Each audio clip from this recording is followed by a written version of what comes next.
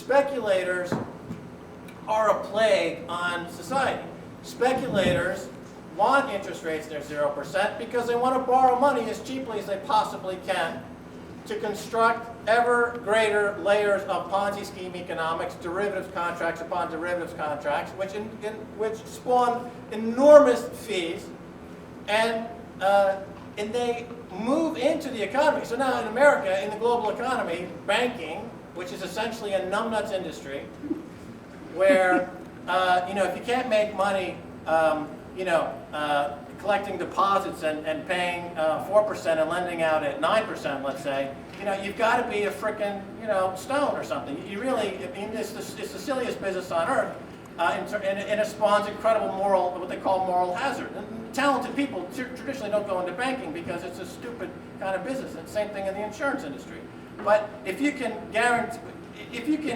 transform all the corporations into America into a model where you've got like General Motors selling more General Motors Acceptance Corporation loans because on their cash desk they're rolling that cheap money into these derivatives that they can charge enormous fees, then create securitization, then sell them overseas, then repackage them again, and repackage them again. And it's like the Walt Disney movie with Mickey Mouse, and he's chopping at the broom, and it's Fantasia. Remember this movie? And the wizard goes away. This is Paul Volcker. He left the room.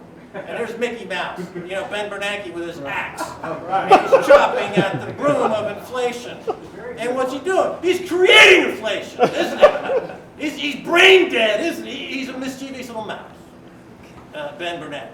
So you got inflation skyrocketing, and they're wondering why. Where did that come from? All we're doing is just, creating more money, more money, more money. How come prices are going up? How did this happen?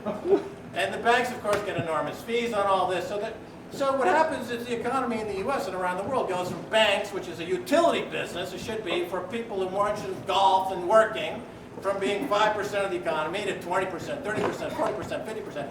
You can make a case that 60% of the U.S. economy is banking derivatives, what's called the FIRE economy, fire, insurance, and real estate, all tied to this, essentially piggybacking the fact that you've got cheap money that you can leverage, and every time you make a mistake, and this is where the real problem begins, every time you make a mistake, does capitalism, the rules of capitalism say, you made a mistake, therefore you go to the end of the line, buddy, you suck as a businessman, so you've got to start all over again.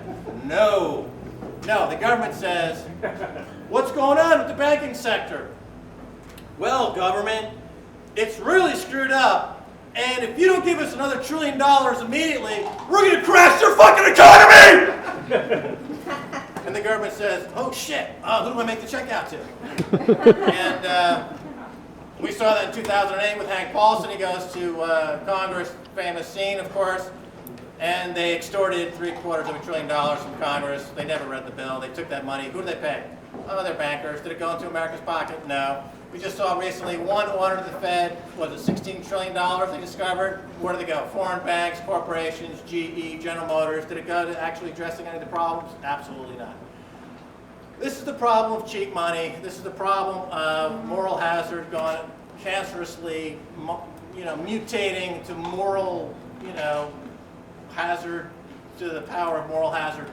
And this is where we're at. Now, people who watch our shows and follow us online, they know that we have come back with some ideas to stop the madness. So let me get into a couple of the ideas that we have come up with to address this problem. Okay, the most obvious one is the Crash JP Morgan by Silver. Give it up for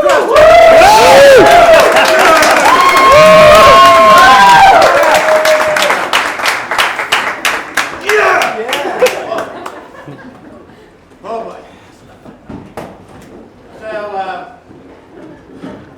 this started out because I was on the Alex Jones show, and Alex Jones, he calls me up, he wants to do an interview with me because I was on France 24 a couple of years ago, and on France 24, because they don't speak English, they don't stop when they don't censor me. This is why people say, well, can't believe you say what you say on France 24. They're so free over there. It's like, no, they don't understand English. So I'm on the TV, and they go, so what do you think of the crisis? And I say, well, Goldman Sachs are scum. And then the other professor's like, well, as you know, they're part of the system, and so I'm like, no, they're scum. So this got a lot of attention, and so I'm not going. So I go to Alex Jones, and we were talking to Alex Jones on a few of his shows, and so this brought us up to about a year ago or so, and on the break, he's talking to me, and I'm saying, Alex, you use these Google bombs. The world is run by algorithms, isn't it?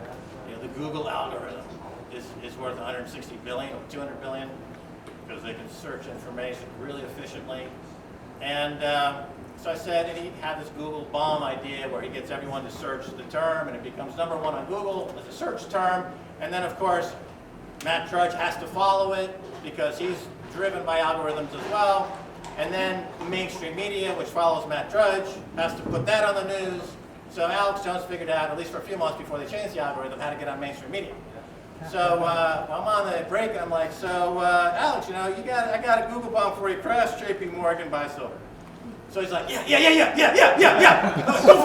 Don't forget, I'm coming back. So I go back on the air, and I say this crash JP Morgan buy silver. And, you get caught on because it satisfies two really primal needs in most people. Number one, you get to kick JP Morgan in the teeth. You get to kick a banker, basically. And number two, you get to make money. So what could be better? It's violent and profitable. And I don't use the term, and I'm not using the term violent, metaphorically. Let me make this following digression. I live with Stacy in Paris. We lived there for a number of years, and we walked through Place Concorde quite often. And the history is quite famous. And I was with a professor friend of mine there a few months ago, and he said, Max, I'm going to take you down this little street. And I'm saying, oh, this is very interesting. He says, here it is. I'm saying, what is here? What's here? He says, well, this is where they buried a lot of the aristocrats who were guillotined back in 1793. And this is what happens when you have a banker infestation problem. A new technology came along to deal with the banker infestation problem. A guy by the name of guillotine. Yeah. And they were very efficient. For 9 months, during a period of history called the Reign of Terror, they chopped off a lot of heads. And why? And was it a